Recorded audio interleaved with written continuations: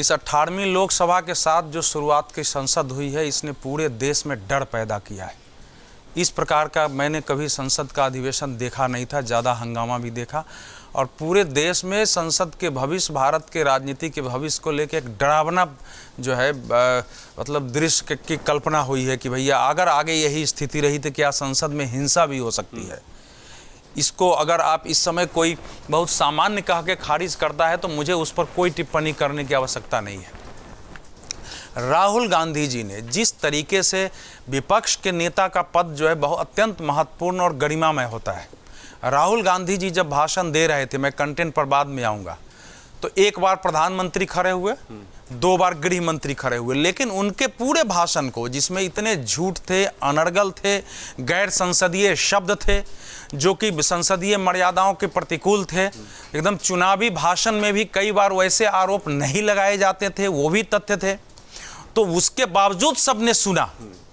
लेकिन वही जब प्रधानमंत्री बोलने के लिए खड़े हुए तो शुरू से जो विपक्ष ने हंगामा शुरू किया, हंगामा तो छोड़िए, जैसे बाहर कोई चलता है किसी को उपहास उड़ाने के लिए, हम हुआ हुआ हुआ हुआ, कभी सुना था क्या आपने संसद में? हुआ हुआ हुआ हुआ, ये जो आवाज निकाली जा रही थी क्या संसदीय गरिमा के अनुरूप थी?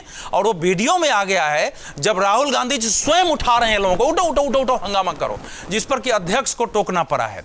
तो ये जो एक विपक्ष के नेता की यह भूमिका और इस प्रकार की स्थिति जो है बिल्कुल डरावनी है।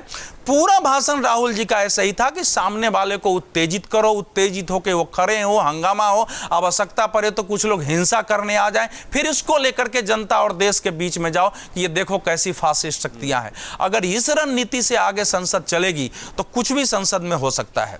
सरकार को घेरना, आलोचना करना, आप सरकार की किसी बात को स्वीकार नहीं करिए, ये सब हमने देखा है, सब चल सकता है।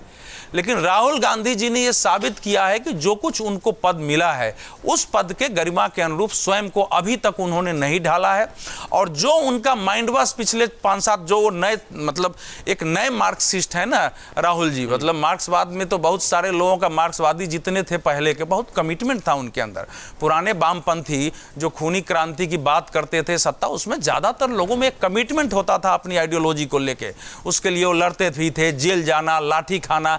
ये जो नए कम्युनिस्ट जो हैं इनका कोई कमिटमेंट नहीं है, ये नॉन कमिटल जो है कम्युनिस्ट है, वामपंथी हैं, जिनमें आज पहली बार मतलब पहले तो पूंजीपति, आज पूंजीपति भी उसमें उस कम्युनिज्म के साथ है कि चाहते हैं कि इस प्रकार का ये इस देश और दुनिया में वातावरण बने। तो राहुल जी उनकी आवाज़ है, संसद में वो चीज़ें गूंजी है, तो एक डरावनी स्थिति बनी है। अब दोनों में अंतर देखिए, राहुल जी की कई बातें गलत साबित हो गई।